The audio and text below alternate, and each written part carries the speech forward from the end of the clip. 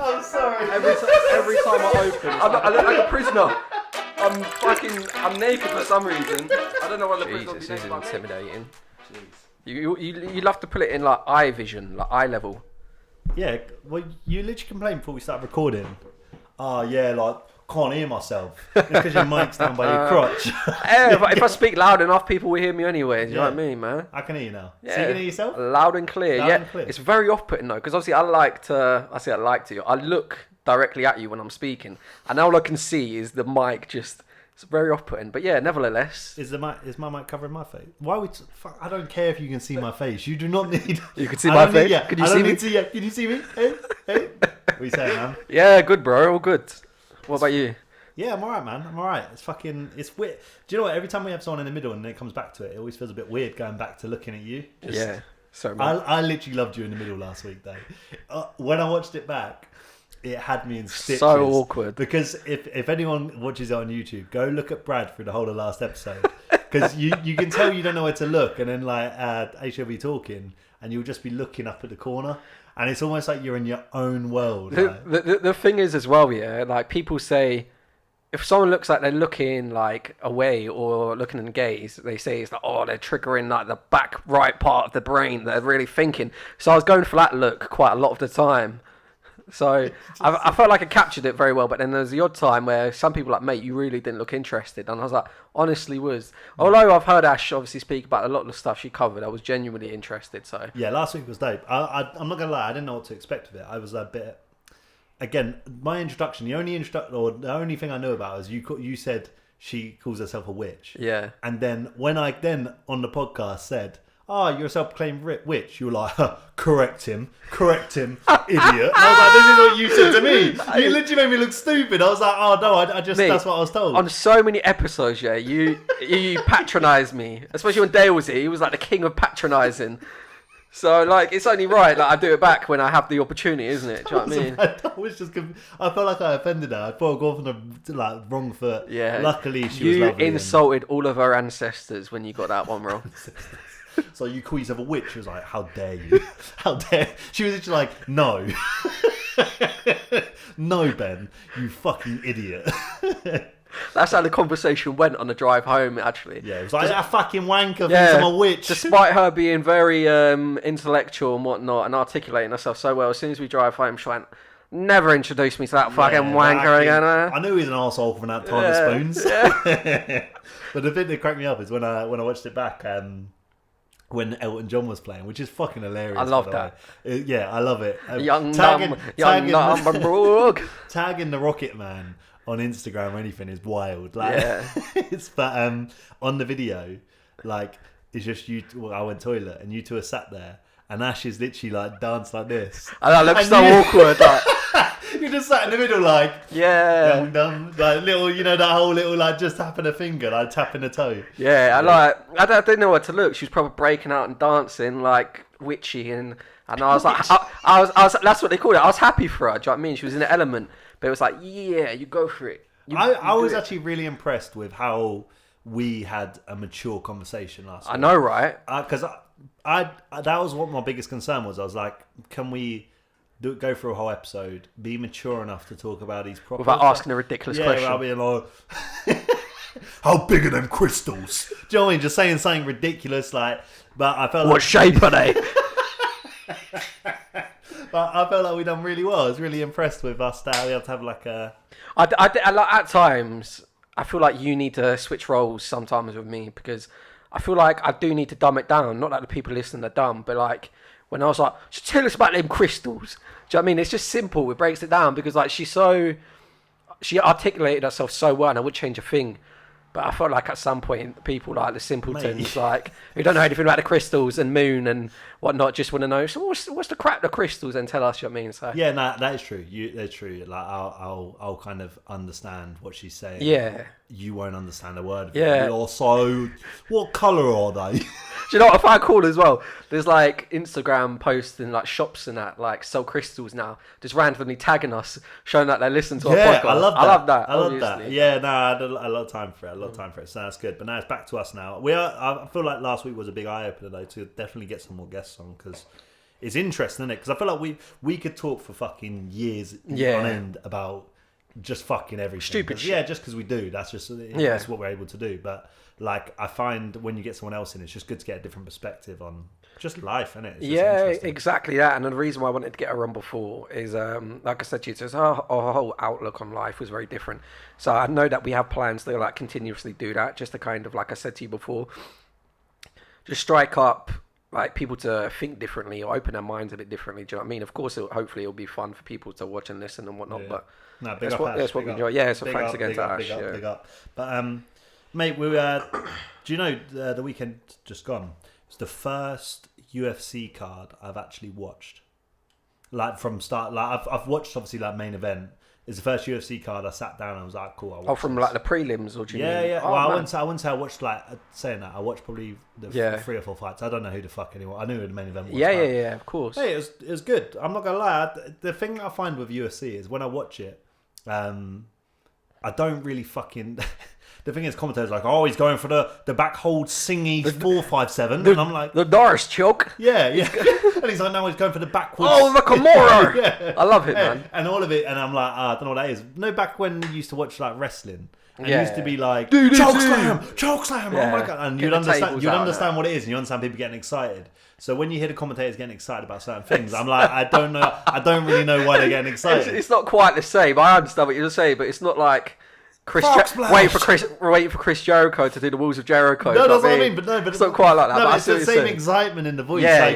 When I said that's what I'm saying. When you used to watch it, and like when The Rock used to do people's elbow, the most electrifying move in all of sports entertainment. Everyone get gassed of it. Whereas the commentators we talking about, like when he went from an armbar and then flipped over and did something else, it's madness. They were like, oh my god, and like. I was like, well, he looked like he is... Such a simple thing for some people, like, that just watches it. But yeah, it's mad. Fair play to Khabib. But, like, that's why I always say to people, like, who haven't really watched UFC, I was like, the outcome, like, can be so many different outcomes. And for that alone, it's so entertaining to watch. But a massive fight like Khabib, because it's already massive, like, I was so tensed up watching it. Because obviously Khabib was unbeaten. I think he finished, like, 29-0 in the end and retired. But, yeah, I was like, oh my god, like anything can happen one punch. That so you're like on the corner of your seat and you're just thinking anything can happen, like submission, TKO, whatever. And for that reason alone is why I love it, man. Do you know, because I only knew about Khabib through the whole McGregor stuff. Like, I feel like a lot of people would hold. I know, like again, I'm starting to learn more and more about the UFC and I'm trying to understand it better. I definitely will always prefer boxing, but like, I'm still trying to understand it. But my first like impressions of Khabib was really bad. It was like he's a bad guy. He's like, send me location, he was like the bad in that situation. He seemed like the bad guy because of Conor was like, of course, you did all this, and then obviously I watched all that fight, did all of that, and ever since then I've just followed Khabib because you see him beat Conor McGregor, so you think, oh, he must be fucking good. Like, I'm one of them people. I know Conor McGregor, and mate, he is the most respectful. I've got so much time for him. 100%. I didn't have time for him before. I thought he was a bad guy. I thought he was a little rat. Heel. Rat. But that's Conor's just that's the art of what Conor used to do. He was the best by far of shit talking in UFC ever by a long margin. So of course, for that reason alone, it's going to be very easy for him to manipulate people and make people seem like a type of way. Do you know what I mean? So that's what it was. But no, fair play. Like, big up Khabib. I just like, again, you learn more about him, especially with the build up, because I knew about the Gaethje. I watched the Ferguson Gaethje fight. Brilliant fight. No, and basically, I'm very like I'm in the early stage of understanding it. So yeah, I've just followed more about Khabib, and mate, the reason why he retired as well was emotional. I remember watching it, and I was just like, and people I was watching it with was like, oh, it's not that big of a deal. I was like, do you understand why he's just retired? He retired basically. He went 29-0, and God bless him. Obviously, Dad recently passed away of coronavirus.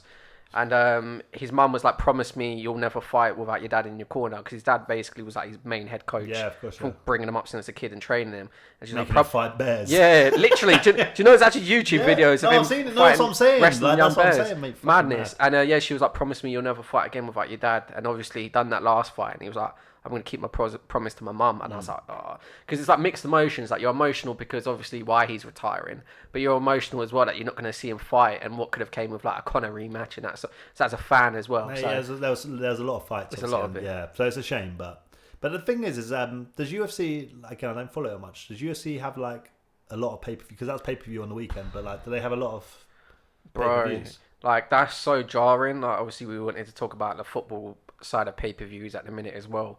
But, like, historically, it used to be on, like, just BT Sport. Yeah. And, like, if you had BT Sport, you could watch all of the fights. And then, as of recent, I say as of recent, but, like, it may have been, like, around a year ago, or just less than a year ago, they started doing BT Box Office and Yeah, charging yeah, 20 yeah. Like, it's a fucking joke. See, as a boxing fan, I'm used to, like, that's what I mean. So I'm a boxing fan probably above anything else. Yeah. So that's what I mean. When I started seeing it with with the UFC, I was like, okay, cool. I Yeah. understood for the big ones, get that. And then when they started bringing it in football, I was a bit like, it's a lot of pay per view, isn't it? There's a lot of like, and the madness is with boxing. Like, if you're just like a general, like, you watch it every now and then, you only watch the big fights. Like £20, like, obviously boxers don't maybe fight once in a year. Do you know what I mean? And if they're very active, maybe twice in a year. I don't know. I don't follow it that much. No. Like, I'd say like a not very active fighter fights Yeah. twice a year. Yeah. That's what I'm Joshua saying. will fight So twice a you're year. not going to pay that much. Whereas UFC, they hold cards every other weekend, probably at least. There's sometimes when they're back to back every Yeah. weekend. There's even been times where it's been on like a Friday and Saturday or a Saturday and Sunday. It's mad. So that alone pissed me off. But the most cheekiest thing ever is it's mind-boggling. Like, you can have Sky Sports now. So obviously it used to be Sky Sports. You need Sky Sports to watch Premier League. Yeah. And then they brought in BT Sport. You need BT Sport 'cause sometimes they show the games on there and whatnot as well.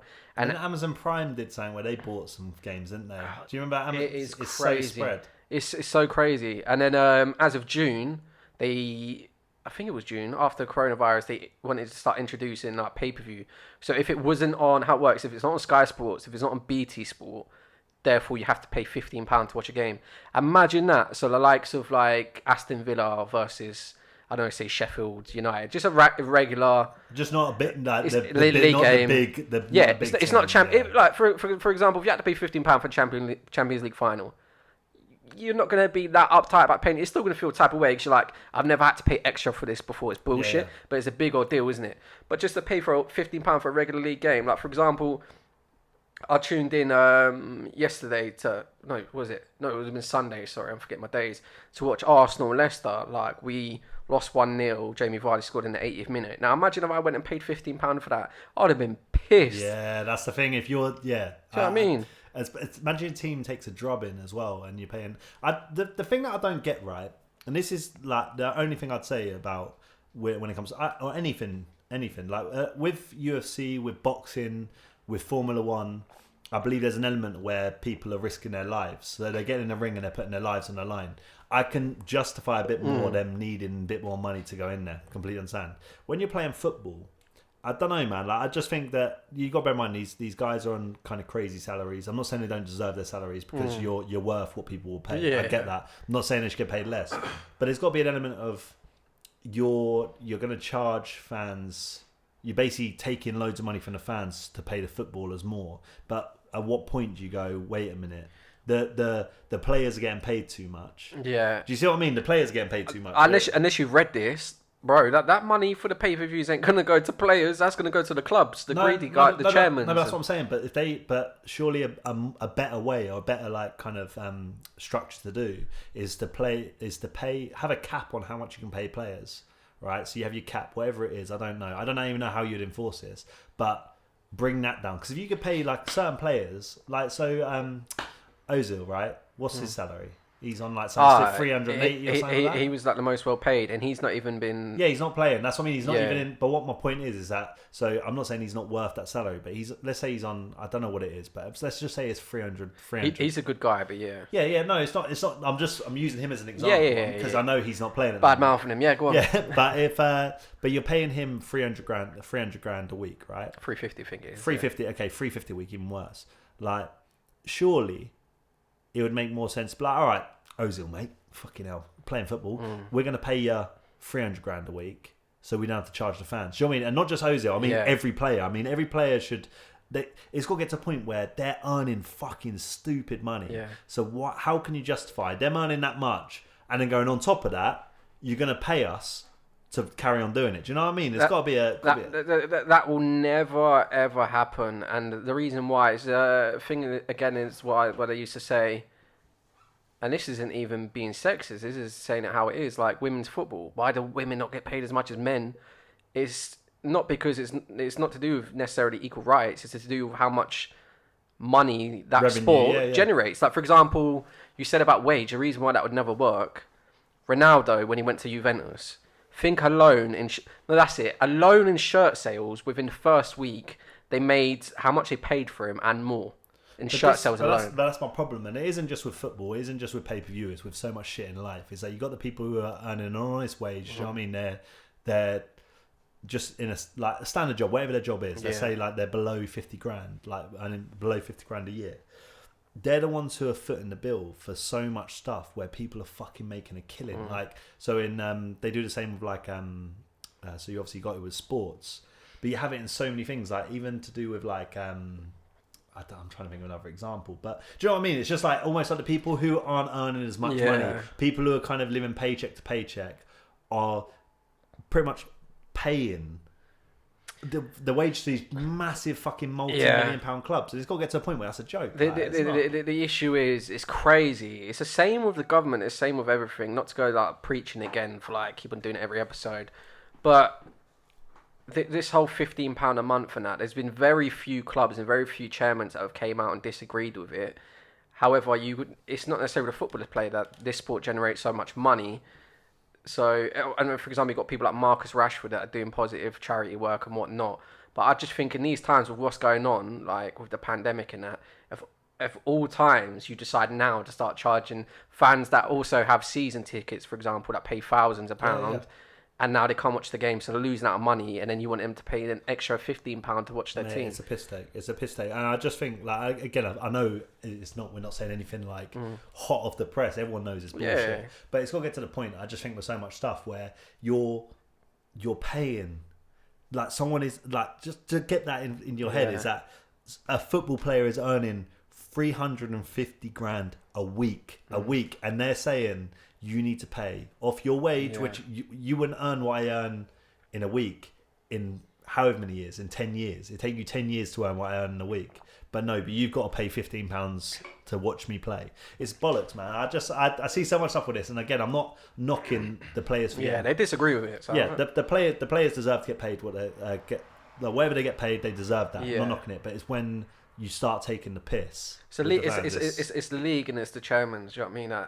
Dude, like they also tried to create like an EU league.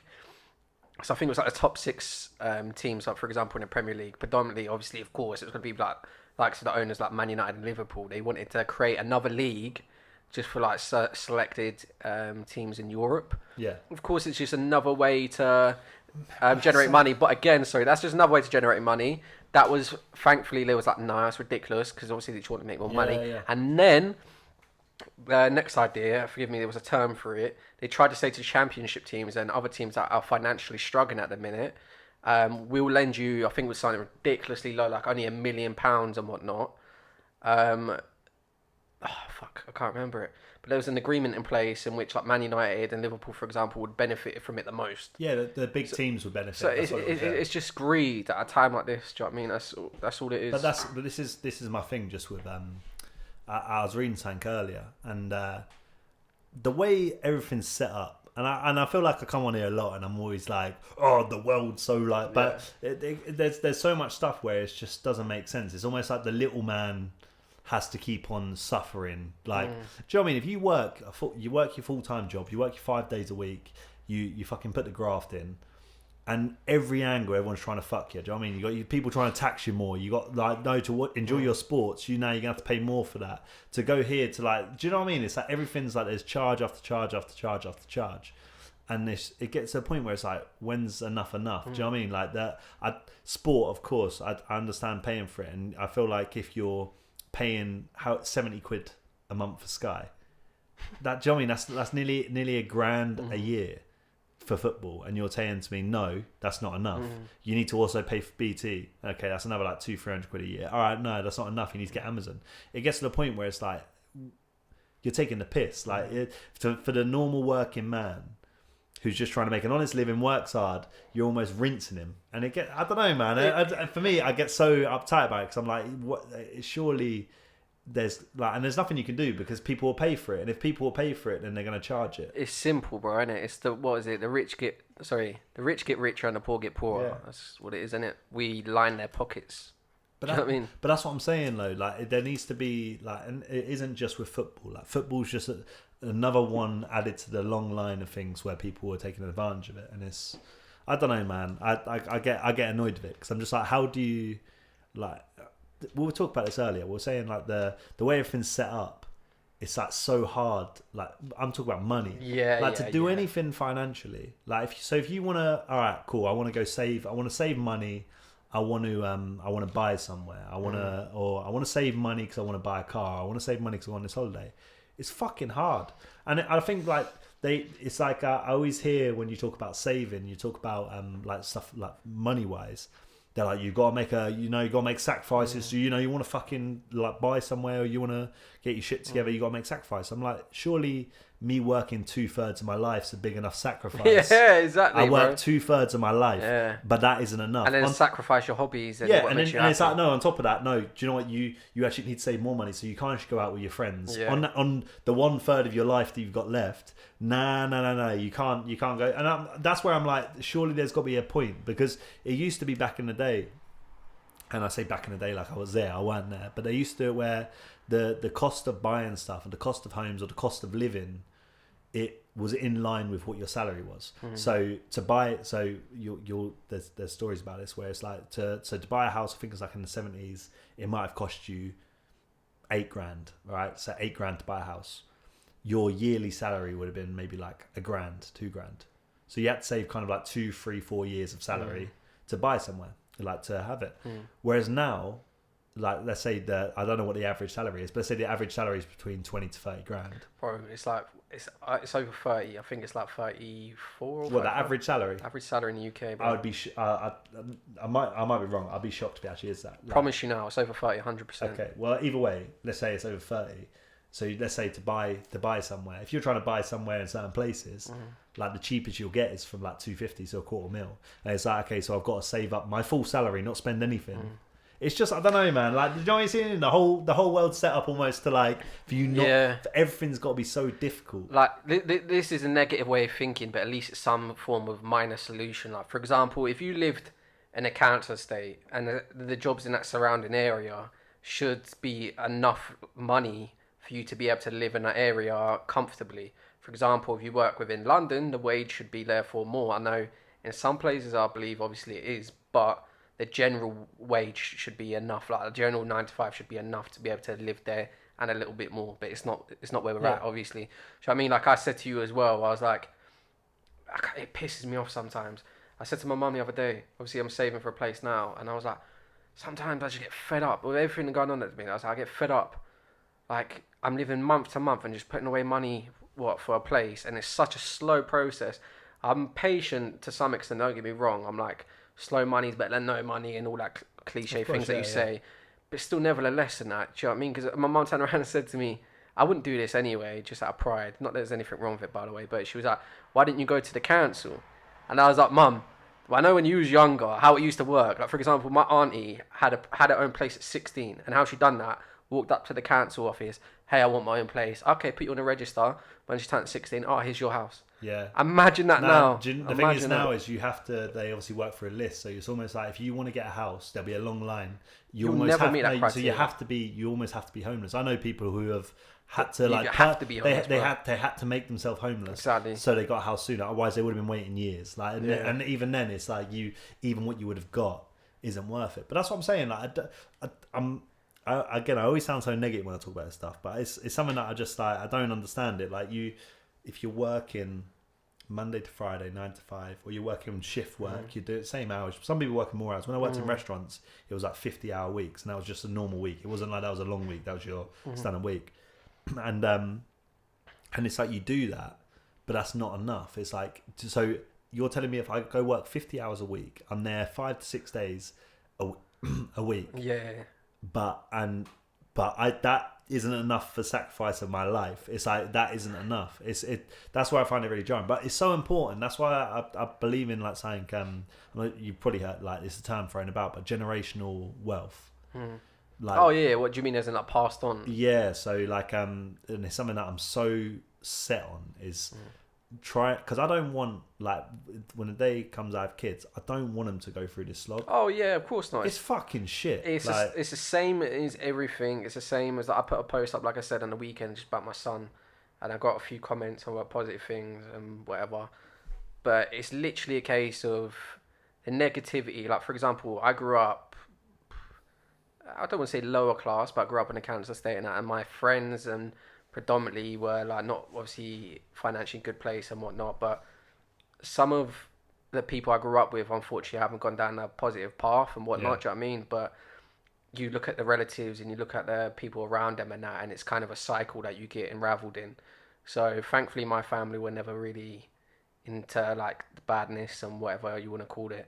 So, but nevertheless, I was like, I don't want to kind of have my son grow up and have to, like, wear the same kind of clothes every now and then. Do you know what I mean? So I'm very set. Like, when his mum says, "Oh, stop buying him things," that's for me kind of like, my mum, don't get me wrong, spoiled me and got me a lot of things. I'm never gonna say it was hard off, but clothes and stuff for me, he's always gonna be dressed and will never go without. Do you know what I mean? So, but that's why I just think it's so important. I don't know, man. Like, the more I look at everything, and I feel like the older I get and the more I understand stuff. Like, I've started, I'm not sure if you heard of it. I'm listening to the books. I've been doing this audiobook stuff. The Rich Dad Poor Dad. I remember you saying about it. Yeah. It's fucking so interesting. But it's just talking about, like, understanding, like, having assets and things like that. And I just think that the one thing that I really want to do is, so when the day comes I have a kid, is that I'm able to teach them that from a young age about having assets. So it doesn't matter how big the asset is. It's just something like, so you might buy a really shit property, and over a couple of years that might earn you $5,000. So then let's say you put a $5,000 investment into that. So you got 10 grand now. And you go, okay, with that 10 grand, I'm going to go and invest in either another property. You might invest in shares. You might invest in stocks. Whatever it is, you just try and understand the market you're in, because the whole setup of, and it's something that this book's, I highly recommend this book. Like, I can't talk up anymore. I'm about nearly at the end of it now. But it's talking about a lot of people's mindset is to earn more money is go work harder. So you work your 5 days, you want more money, go work 6 days. And it's like, yeah, but that isn't the best way to earn money. It actually isn't the smartest way. The best thing to do is stay working your 5 days and build your assets. Yeah, I'll tell you what, man, they're ahead of the game, they're ahead of everyone and whatnot. Asian people got their shit together, man, in terms of families and generations and whatnot, and businesses. Do you know what I mean? Like, I've had friends growing up in that, and obviously their dads are, like, giving them shops, properties, cars. No, but that happens across. No, that's what I'm saying. Like, and it's across all. Like, there's like so many people are set up that way, and it's such a important thing, in my opinion. Such an important thing. And the older I get, the more you realize is that you want to be in a position. Like I said, you've got your son now, so it's kind of looking at, like, this is stuff that you ain't got to worry about for, like, a little while. Yeah, you got like 15 years until this is even something you need to even start thinking about. But it's almost like trying to build up something. So when he gets to 18, you can go to him. All right, cool. Like, do you know what I mean? Have it like some form of foundation, rather than just being like, I just don't want my kid to be like, all right, cool, go work, go earn your money. Because I'm like, nah, that's like everything I'm learning. The more I learn, the more I realize that's the worst thing to do. Like, you work hard, obviously, but don't just go get a job, because it doesn't make any sense. Like, there's several kind of things. Not that I'm wise and that you're always learning as you go along, but like, one of my most hopeful things is that I'd be very wise, like, as he gets older. But I've already got, like, the savings accounts and whatnot. And I always said, like, I'm going to make sure there's uni funds. So as soon as he wants to go uni, I've got to worry, now it's paid, it's done. Yeah. Do you know what I mean? And also, like, if he lives with me, I'm going to start charging him rent, but I'm going to have savings that I'm saving secretly for his house. And any money he gives me is going into his own property pot. Yes, yeah, that's it. That's things that I kind of think about already, do you know what I mean? And he's just turned 3, do you know what I mean? So you kind of got to think about that way, because I would never want to get to the point where he's 18 and there's nothing kind of there for him, do you know what I mean? Yeah, but it's in foundations, that's what I mean, and it's good you're doing all those things, but, like, I don't know, man, like, I just think, I don't know, and I don't know why I've got, like, it's just from everything I've seen, it's just like this whole mentality of working for someone, because I know we were talking earlier about the pay-per-view and how the standard working man or woman they're the people who get taken advantage of the most. They're the people who will suffer the blow in every department. So it's like, the more I see that, I'm like, why would you want anyone to be a part of that? Like, why would you want to encourage someone to? Because I always grew up with the mentality of, fucking work for a company, fucking work your way up, fucking, do you know, that's and I thought that was I grew up thinking that was the blueprint to being successful. And I was like, that ain't how it works. Bro, mine was so different. I was a dreamer. And I don't think there's anything wrong with that. But as long as you're putting it into like a path or doing something constructive with it. I was always like, oh yeah, I'm going to work. Like my first job was in a warehouse. I was like, oh, I remember at the time I wanted to do music. I wanted to do music engineering. I was like, I'm going to do something with music. Don't get me wrong. I was like, I'm going to become famous or something like that. But I was like, I'm going to do very well and going to do this. And always had that, the dream and whatnot. Do you know what I mean? But but I had that as well. Like I had that. Yeah. I wanted to. I was never, I'm going to work hard. I'm going to do manual labour and all that. I was like, fuck that. I'm going to... I was watching all these, like, you grow up and watching Channel U and all that, and you're like, and dubs, I'll do that. Do you know what I mean? Yeah. That was me, bro. That was me, I'm telling you. I was watching all this stuff, and I was like, yeah, me and the boys, do you know what I mean? We'll do it, rah. Yeah, but that's what I'm saying. I don't know, man. Like, I had a very similar mindset as that. Like, it wasn't that I was like, no, my only way. Like, I said I want to be a racing driver until I was like 18. So I understand, and that's what my mindset was, and I had tunnel vision on that.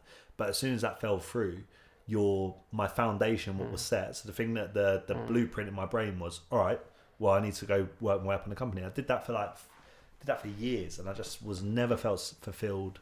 Realised everyone just took the piss, like everywhere I went. It's a hard one. Like for me, I'm kind of work the office job. Do you know what I mean? Do well in that, but also have your hobbies along the side of that. That's where I'm at right now, like mentally, on how I'm thinking of life. Maybe that will change, and maybe I'll find a passion, or maybe I'll enjoy this, and who knows, man. Yeah. But of course, you've got to do. Again, I'm only talking for my own personal thing. Like, some people will be happy doing what they're doing. I'm not going to speak for everyone. Like, no one should do this, but like for me personally, I'm very much like, the older I get, the more I look at stuff, the more you, like, as you said, you become, like, as you said, become a bit wiser. You look at the world, you look at how everything works, and you go, is that really the most logical thing to do? Yeah. And if it's not the most logical, it's like, okay, cool. I'm here now. I'm fucking, do you know what I mean? I'm in the thick of it. I'm gonna have to continue as I'm continuing, but I want to make sure, like, anyone else that comes after me, is like aware of it. Like, you can't stop them. They might want to go work. Yeah, I just think it's on you and on me, obviously, as like the things we're saying, to kind of never let go of that kind of way of thinking. Because I get it, life gets you, and sometimes you kind of forget about those morals and forget to instill them. Do you know what I mean? But it's important for me to be like a very good, like a big influence and a big role model for my son. Do you know what I mean? I wouldn't want him to grow up and just kind of be like, oh yeah, it's my dad, innit? Do you know what I mean? I want to make sure as he grows up, maybe he won't realise until he's maybe my age and go, like, my dad had his shit together. Do you know what I mean? And just have so much that he knows from me. Do you know what I mean? Of course, yeah. That's super important for me. Do you know what I mean? Role models is like such a... It's so funny. Oh, Jesus Christ. You know what's so funny? Because we joke about you saying about a clean segue, so people wouldn't understand why we laughed there. Brad said before, like, we both talk about, like, again, little thing we talk about, and he goes, yeah, like, I'd love to talk about role models. That'd be a cool thing to talk about. I was like, yeah, sick. And we kind of have a rough idea of what we're going to speak about, and that was just the funniest. It's because you knew when you did it. It's because I gave you eye contact. Like, yeah, that's what we're talking about now. Yeah. You were like, you know, it's really important to talk about role models. Move on. Role models. But no, but you are right. Like, role models are so important, and you were telling me, like, we'll share it again in a sec. Yeah. But you were telling me a story before it started where, like, you can have a role model when you're younger, but you don't necessarily realise the impact of that role model until you are older. Until you appreciate it. Exactly that. Like I said to you, like, I don't really want to get into, like, the Bradley show and give you my life documentary and whatnot, but it's just generalising on how, like, talking from a young male's perspective. Do you know what I mean? Like, growing up, again, like I said, on the cancer state, like, we went to, like, a shitty school. Won't name drop it just in case they sue me. But it was like one of those places you kind of, like I said, the cycle, the people you look up to and that were like the guys like getting up to no good, getting arrested, and you found that shit cool, do you know what I mean? And it was like we didn't really have much prospects, so we used to like hang around like the shops and stupid shit and just get up to no good, and do you know what I mean? And like I said, like most of my best friends unfortunately went down like a completely different path to myself, and whether that be in jail now or other stuff, do you know what I mean? Shagging. Yeah. None of them took the shagging route. A lot of them had kids, do you know what I mean? A lot of them had kids, keep it respectful, but... And never for once, like, I never kind of speak about it to, like, my friends now. Like, I don't know how sometimes it gets brought up. And I'm like, I never look at it like I think I'm better than them. I'm more thankful because I'm like, being honest, like, I could have ended up in prison or going down a simple path by making one silly decision. Because a lot of them, like, were intelligent people as well. Like, do you know what I mean? And unfortunately ended up there. Some of them didn't have a lucky hand in life, do you know what I mean? And I think that's why I mentioned about role models, because like us growing up, predominantly the area that we grew up in, not a lot of fathers were around and stuff like that, do you know what I mean? And some people probably had a harder upbringing than others. So naturally, there's no kind of figure to kind of tell them right from wrong. And not enough care there, do you know what I mean? To kind of be like, oh, nah, I don't want you doing this for X, Y, Z. So really, you're just left to run amongst yourselves and do what the fuck you want. And like, we got up to some mad stuff. Some of it's like funny when I like reminisce, like kind of stuff that we got up to, like from like 13, 14. But and then you start to get older, and this is why I want to catch about role models, because like as you start to get older, things start to get more serious. Obviously, with getting into the law and falling outs and the whole knife crime. Like I'd say predominantly. I say over 50% of my friends would carry a knife. Like, I can honestly say I never did. It never appealed to me. But it's like if you stabbed someone, like, it was cool. Do you know what I mean? And that's crazy to think. I remember having a friend who was a good friend of mine at the time.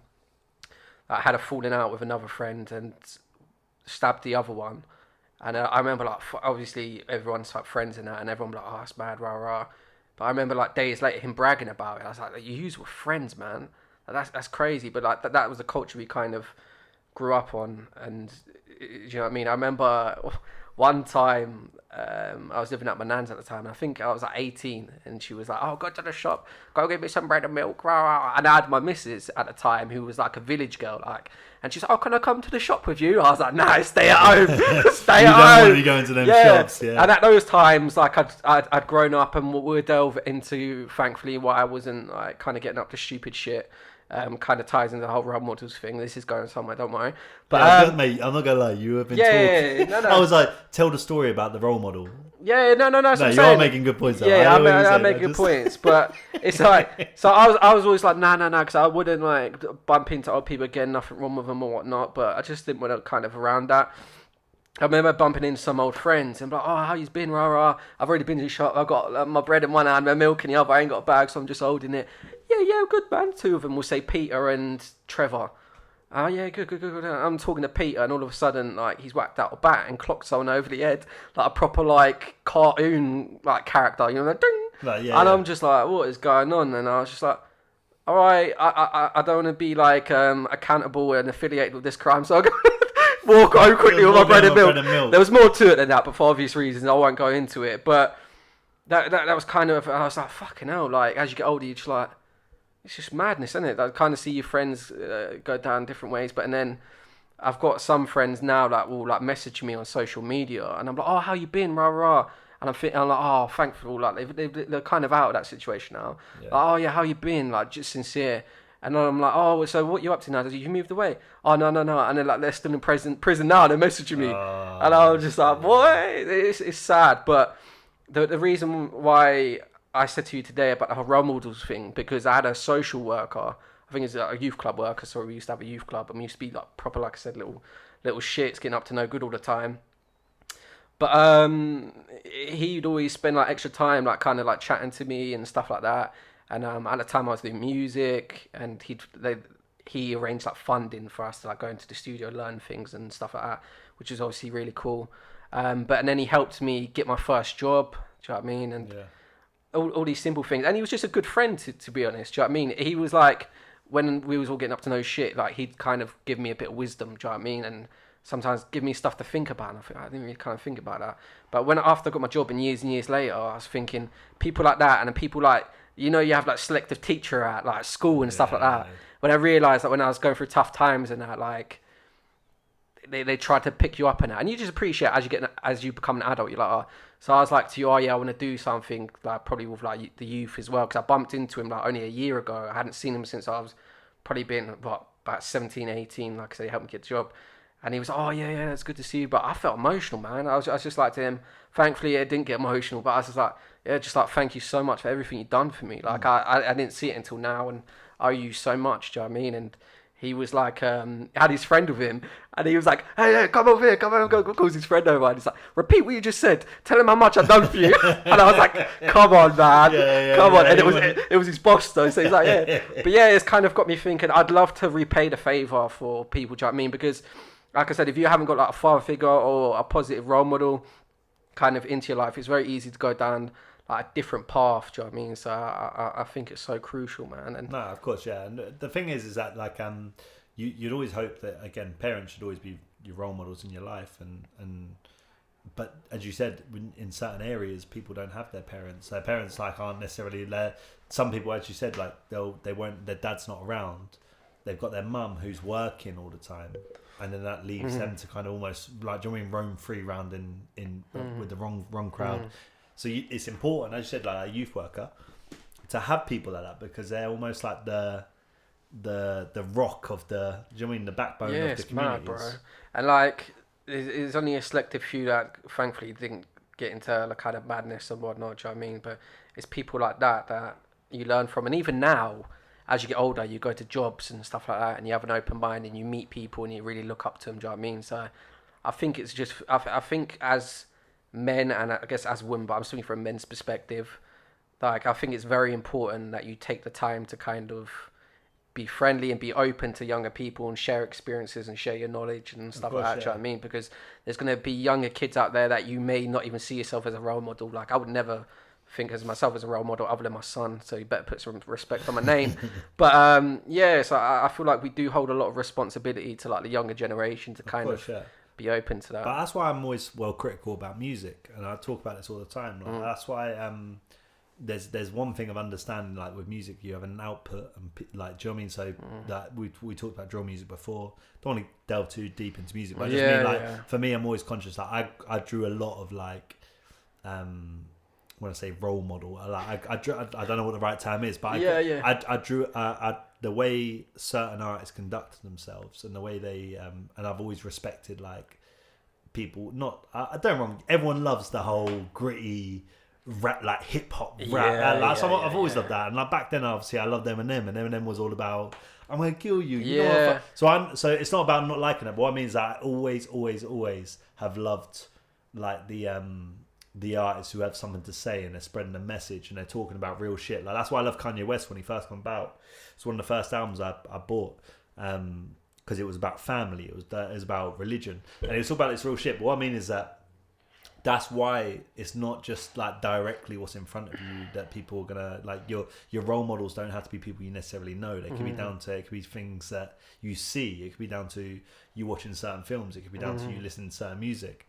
Like when you're younger, you're so impressionable, and you like. I didn't realize. So when I was listening to Kanye West back then, and I'm listening to Family Business and him talking about like his family and him sleeping in the bed with all his cousins and all this stuff. At that time, I didn't think, oh, he's my role model. What are you saying? But you listen to what he says. You listen to like the stuff they're going on about. You listen to him openly talking about being like, so in All Falls Down. No, it's like obviously a song that people just listen to. But if you actually listen to the lyrics of it, like he's talking about being like he's like he feels like he needs to be flashy. He's like he's self-conscious. It's stuff that people don't normally talk about. But when you listen to that, it makes you go, okay, I could be a bit more vulnerable. I feel like I need to wear this to go there, or I need to do exactly that. It's keeping up the trends. We've said this before, like couldn't afford a car, so bought a daughter a Lexus, and there's so many lines in there. But it's funny that you said about the music. Now you mentioned like drill very briefly there, and I was just gonna say like I feel absolutely no type of way of drill. I think it's positive in some ways. Like, for example, like I said, when we were young kids and that, and he funded the music, we'd be in the studio.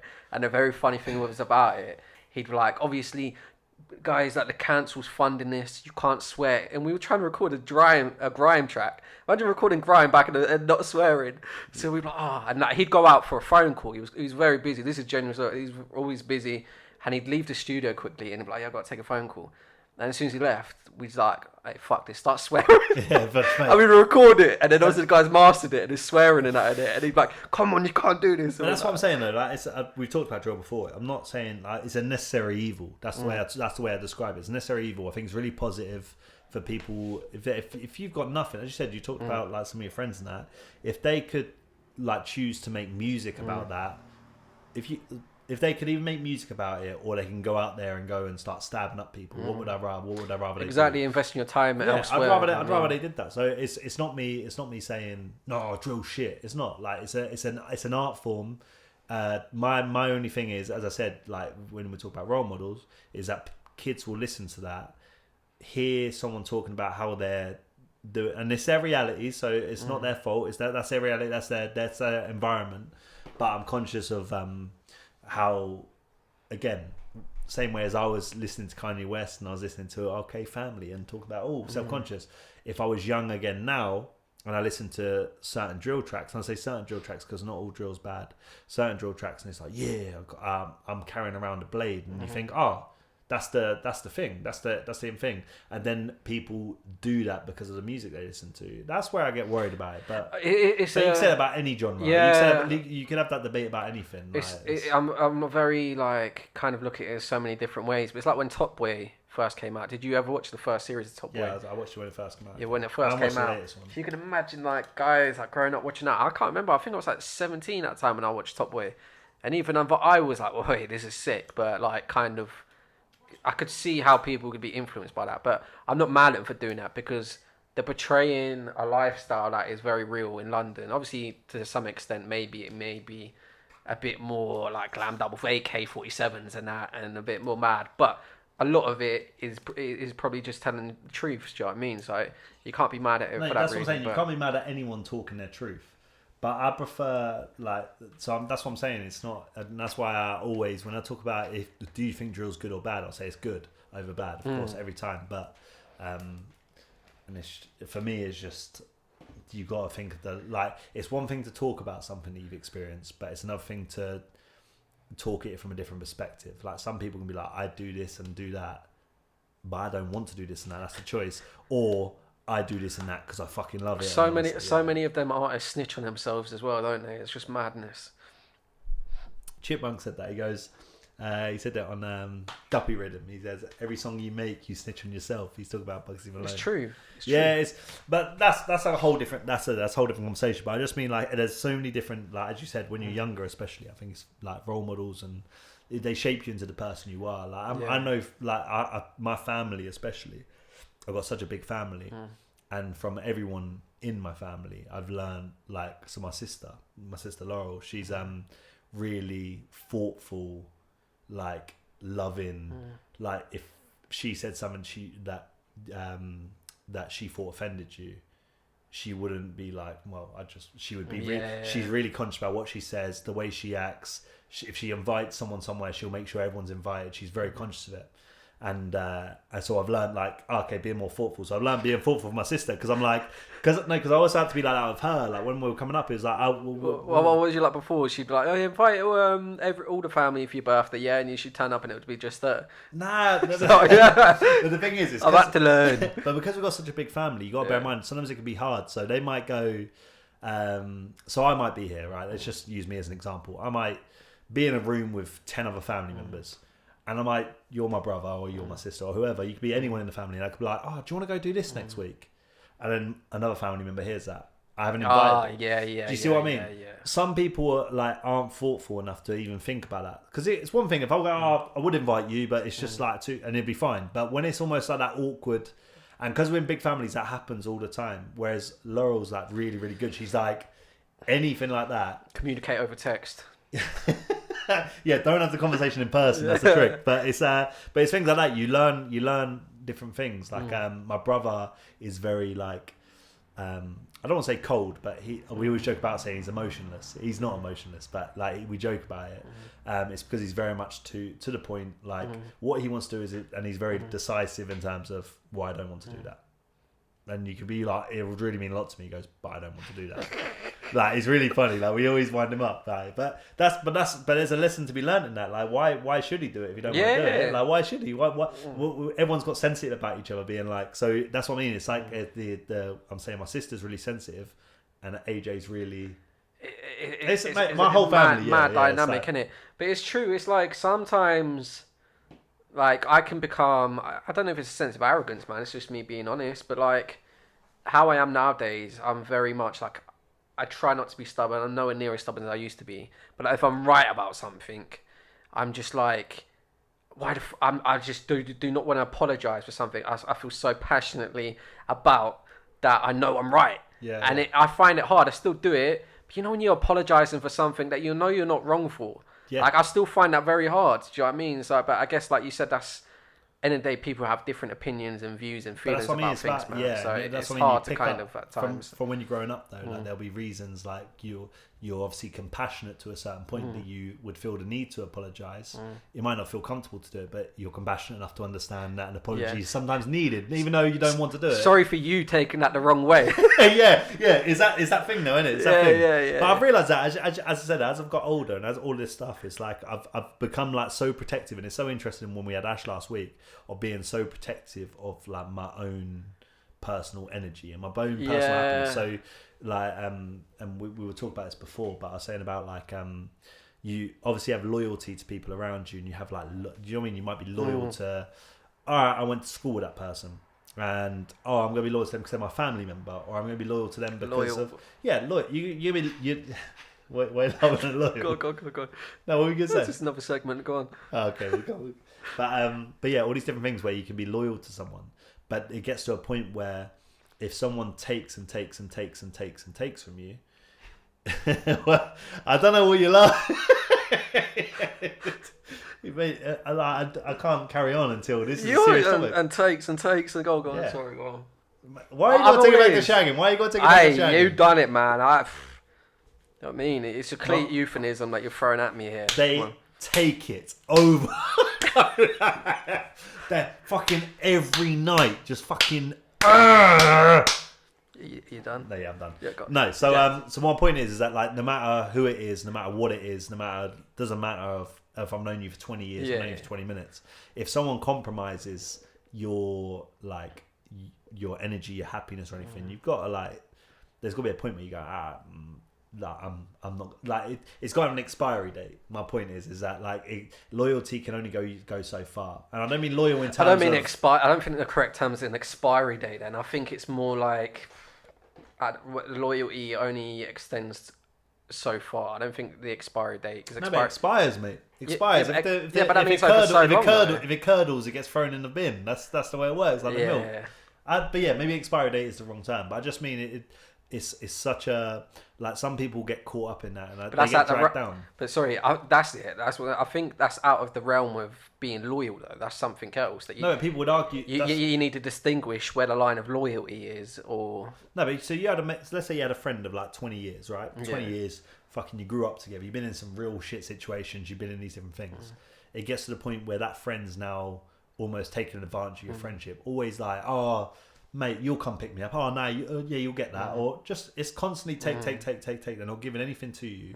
They're taking it, but they're living off the fact that, well, it's what they used to. We went through this together. So we're like, you know, like, and it gets to the point where you got to say, man, nah. Like, I'm loyal to you. Of course I'm loyal to you. Like, you're my brother, you're my friend, you're my whatever. But there's got to be I say expiry date. That's the best way I can do it. But there's got to be a point where it's like, if you get to the point where it doesn't matter about the length of time you've known someone. It doesn't matter about what you've been through. If someone is taking the piss, it's simple, isn't it? It's not even just taking the piss. Like they're like someone. If you let's use you as an example, right?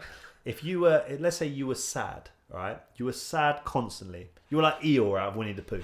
All right, you're just constantly sad, constantly like, but you weren't doing anything to better yourself. Yeah. All right, so I was here like the first 6 months. This was personal. Yeah. No, but I just mean like for the first 6 months, I'm like, oh, no worries, man. I'll sit there, I'll talk, whatever. Like, right, you want to go out? Cool, go out. Do this.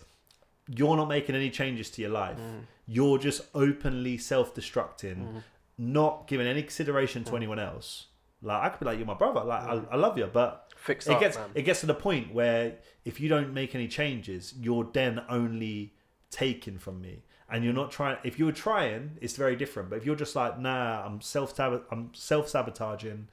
I'm not doing anything. All I'm doing is making you unhappy. And then it's like, well, I'm not going to keep on. But that's what I'm saying. I think that goes into. I've been in a very similar situation before, man. Like with a friend.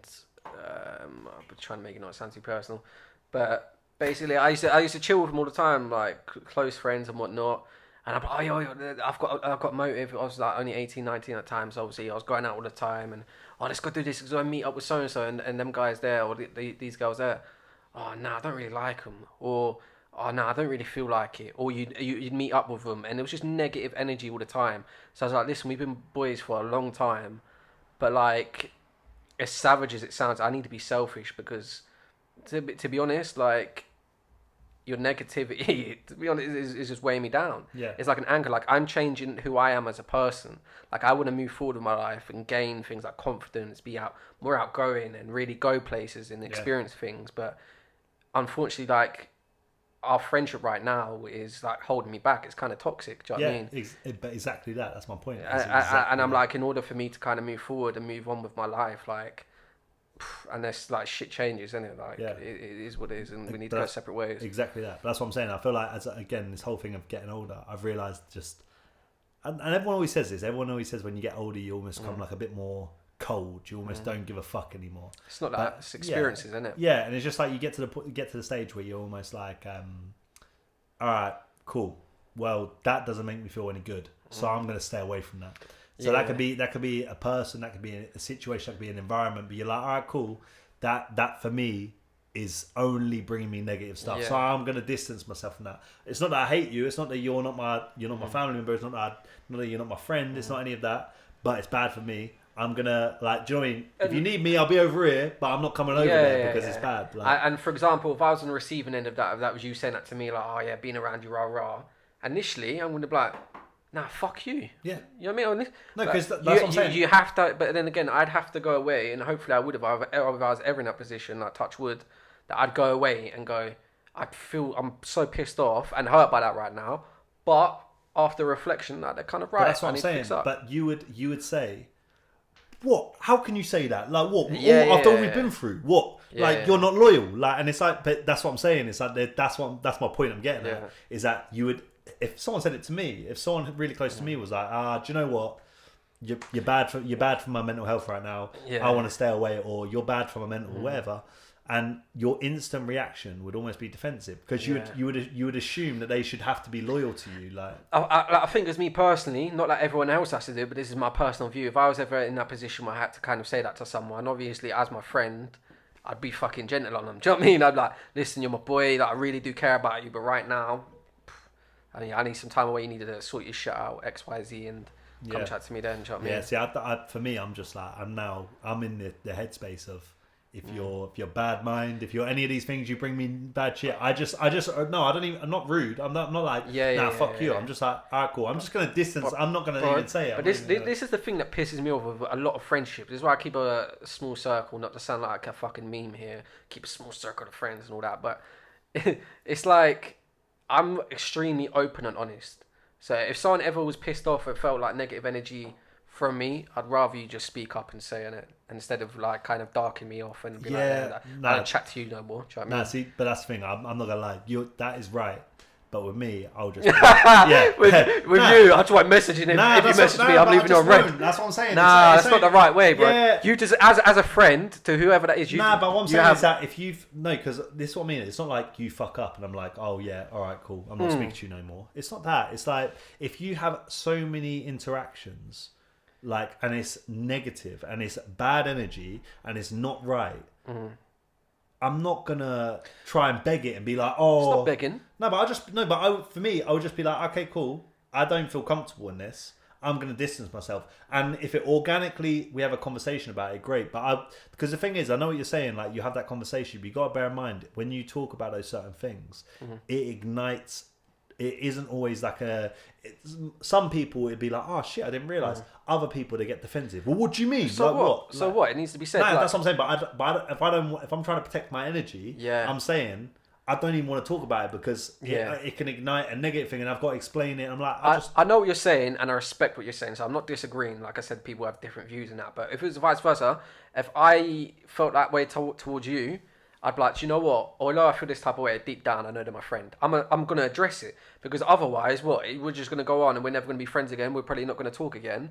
If I genuinely cared about you as a friend and I did before, it would be not my responsibility, but I should care enough to be like, regardless of what the outcome's gonna be here. Yeah. Even if we ain't friends after, I'm glad that he kind of knows why. Do you know what I mean? That's what I'm saying. But I feel like that's something that you should do. So you're 100% right. But for me, I'm just like, if I've been in enough scenarios where I felt uncomfortable, then I feel uncomfortable. It's not a case of me being like, I'm angry. It's like, if I feel uncomfortable and I don't want to be around that, I just won't be. And it's very much like, it's not even a case of being like, I don't like you. Yeah. I don't even want to talk to you. It's just like, I don't even want to discuss it. I just don't want to be involved. Yeah, I don't want to be a part of it. Maybe it won't. Would that never play in your mind in the future, though, if you never spoke to that person again? Would that not play in your mind? Because it would for me, for example, if I fell out with someone, I didn't address it.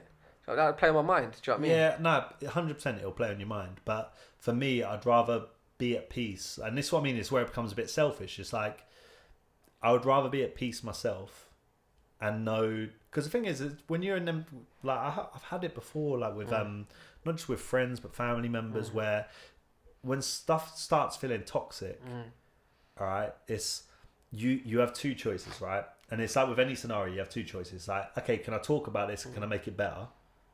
All right, so that's like option one. It's like, let me see if I have this conversation. And you've got a question if you do that. If you go down the route of talking about it, you've really got a question, will anything change? Right? Will anything change from that conversation? The answer's, it probably won't change. Then I'm just like, why bother having the conversation? So what you're saying is right, for peace of mind, is do you not feel like you should speak to that friend? But from my side of things, it's like, all right, if I know nothing's going to change, and I know it won't, I might have even tried a couple of times before, not saying I don't want to talk to you anymore, I don't want to have this conversation, but if I know deep down nothing will change, then why am I going to waste any more energy trying to do that? I'll just be like, cool, we'll speak when the time's right, and it will happen organically, because if you're my boy and I care about you and you care about me, we'll naturally just we'll chat again. But if we're not, then it'll just be... If he was on that receiving end of that and I was pissed at you, though, do you not feel, by me being open and honest, even if you were negative, like you potentially learn from that in the future?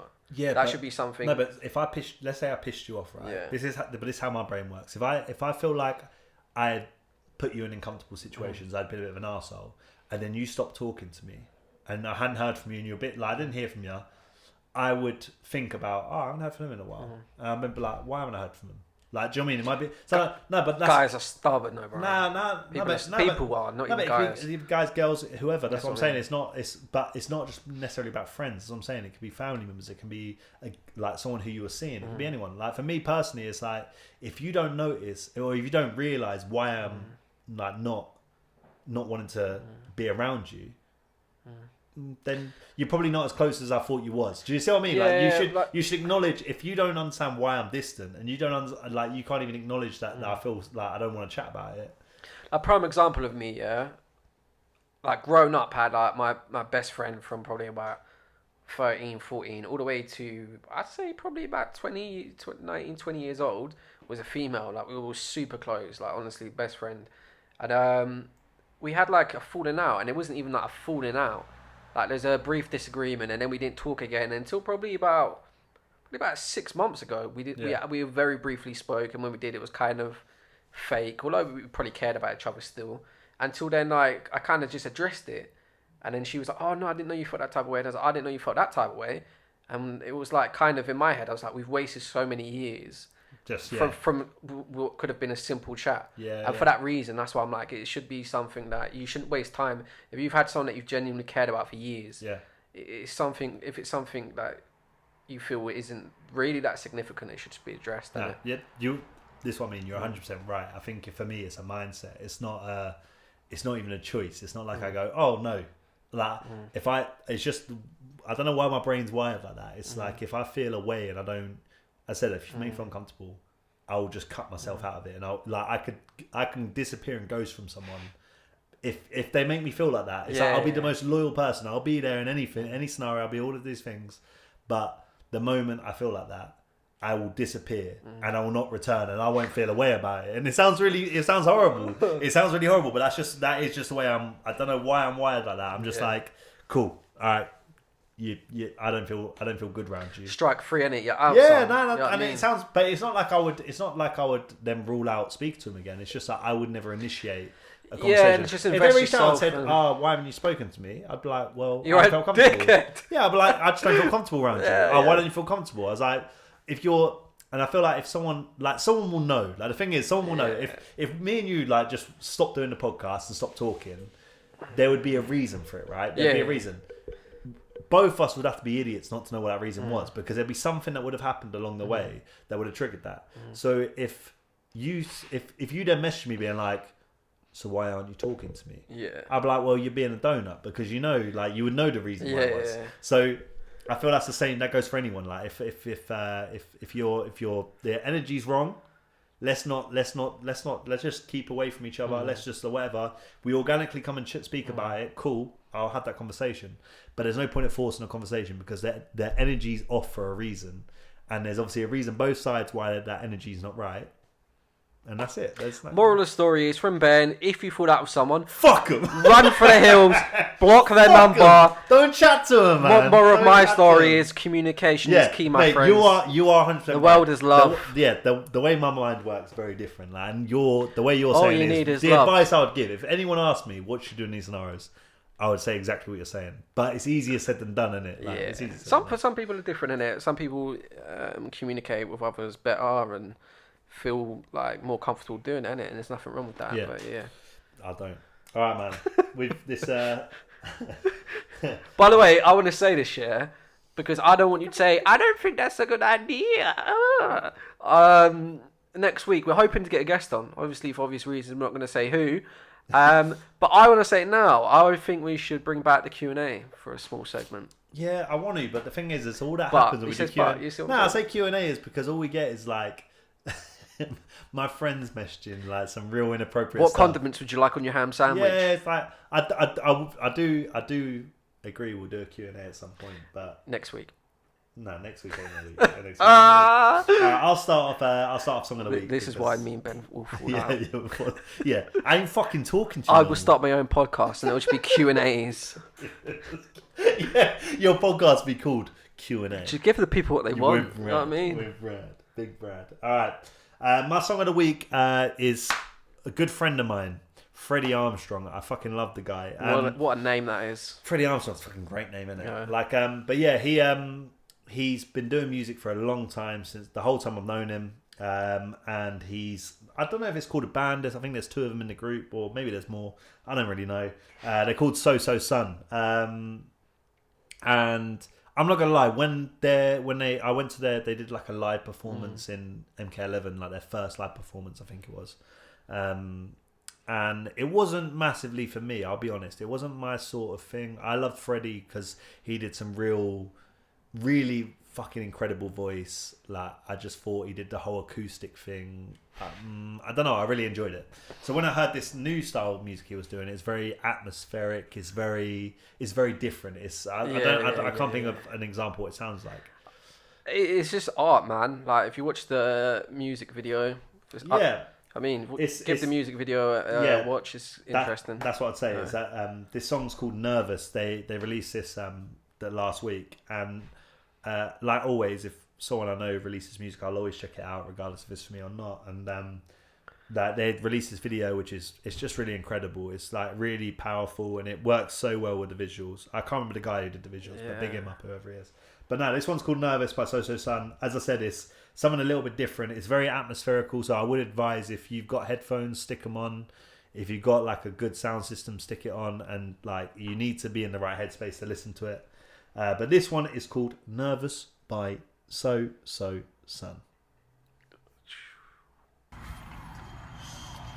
So solid crew. Inside.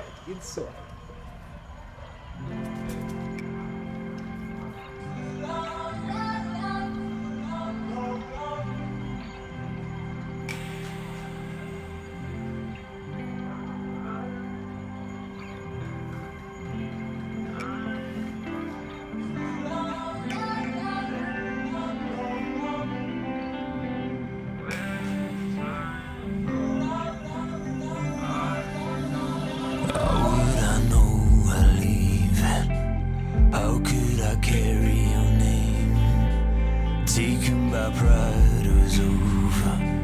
I felt compelled by your game. Now I wake these girls in the morning, turned by the shapes of sleep. I see my desires stay closer. I held her so that I can't keep.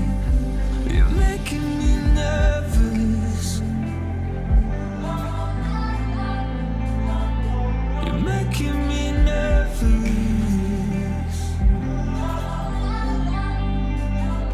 You're making me nervous. You're making me nervous.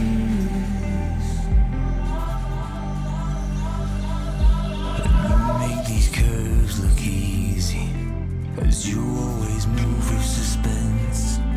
But you met me out in the distance, where none of our shadows make sense. And I'm coming down, laid out. I'm meant to be round it. It's crowded. You're making me nervous. You're making me nervous. You're making me nervous. You're making me nervous. Well, I know how to play it in person. I know how to wait here with it. Strange how it died on the surface, and all these little sides are surplus. Well, I know how to play it in person. I know how to wait your worth it. Strange how it died on the surface, and all these little sides are surplus. Yeah.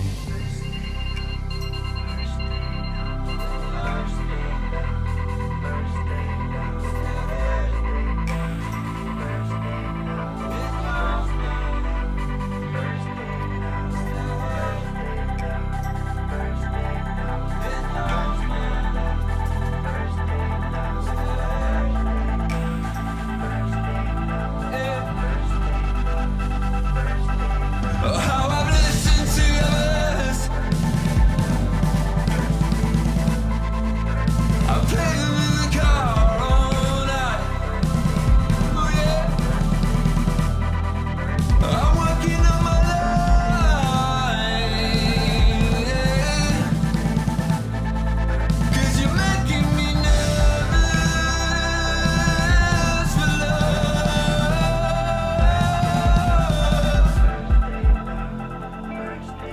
In your mind, I still have.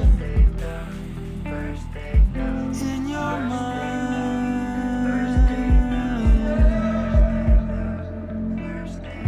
in your mind, I still have. In your mind. So Sun. Bop, bop, bop, bop, bop, bop. I literally love that, and I said it's not the sort of thing I'd normally like either. So Yeah, being honest, I think it's all about honesty. Like, I first watched the music video, and I was like, boy, like, I appreciate it for what it was, because obviously they're going for a kind of art form, like, at its finest, with the whole ballet and like the video, and I know it's going well over my head. I'm sure there's probably like a good story to like the video that I've not captured and whatnot. But I was kind of like, it's not really my kind of thing. But being honest, like listen to it again. Yeah, I'd listen to it again, man. I actually enjoyed it. I think with the visuals, I found like when you don't deep it too much. Like, so when I watched him, it's like when you try and break it down, it's obviously about a relationship that's like, you know, not toxic, but a dysfunctional relationship, and you can kind of see that's in the. I don't know, man. I thought it was just very powerful with the music. I think if I watched the visuals on their own, I wouldn't necessarily be as gassed. I think if I listened to the song on its own, I'd like it, but I wouldn't be as gassed. When they came together, they really enhanced. Like the visuals are better, and the I can like I said, I can honestly appreciate for what it is. I'm sure they're intelligent guys to be able to put something together like that. Initially, when I listened to it, I appreciate it for what it was. Yeah, man. And I think music's about that, isn't it? Like even if you don't really, it's not something you listen to like that often. Yeah. As long as you see it for what it is, isn't it? Of course, man. Of course. That's what I mean. So. All right, man. Hit us. My artist, inside is Children of Zeus. How did you know about these then? Anyway. So I knew the Still Stand. That's when I first heard of them. That's Still Standing. This is why I'm still standing. Yeah, it's mad because I do this a lot recently. I tell people about these artists and they're like, "Oh yeah, I know him." I'm like, "How the fuck do you know him?" Like they've got like 5,000 listens on Spotify. But they're my favorite type of artists. Like Children of Zeus, they've done like a bunch of work. Like they worked with a bunch of like a bunch of artists, but they're sick. Like they're always one of them. Like I will stick their like a project on theirs. And they don't have songs. I said they've got Still Standing. They've got Is It High With Me. They've got a few songs where I know them, but the other projects you can stick their project on from start to finish. It's a vibe. It's just a vibe. Like definitely check out because it was one of these things where I found it hard. First of all, actually, I should probably say they're from Manchester. I believe it's two guys. Correct me if I'm wrong. Yeah. Their background's kind of funny because they'll both do music. One's obviously the singer. I can't remember if there's a verse on there rap, but the other one's a rapper. And they were both doing music, and they said literally whenever they go to the shop or whatever, they were constantly just bumping into each other. And it was like we were. They're like a One Direction. Yeah, it was like literally there was like merged together. Yeah, big up Manny 0121. But it was like it was just like we were supposed to make music everywhere we went. The other was there, so in the end we got together, started making music, and the rest is history. But the genre is like soul. But there's also, of course, like I said, there's hip hop rap verses on there as well. This tune I'm going to play has like tones. I don't want to say reggae, forgive me, but like gospel, I'd probably say / soul. It's a vibe, man. It's called Hard Work by Children of Zeus. And thanks for watching. Check them out if you made this far. Thank you as always. Appreciate it. Make sure to tune in on Thursday. Well, today will be Thursday, so thanks if you're listening. What a shit ending. What a terrible end to this fucking podcast. Oh, bro. Hey, inside. So good, man.